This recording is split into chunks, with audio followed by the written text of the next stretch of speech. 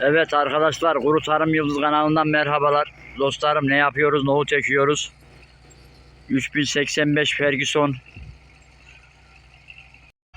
Arkadaşlar, videoya başlamadan önce de kanalıma abone olursanız her zamanki gibi çok çok seviniriz. Altınay mı? Nohut makinesi, balta diş.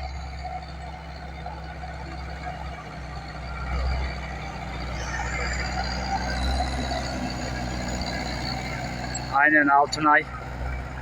Ve meşhur 85'imiz geldi. Ben de şurada ilaç atıyordum.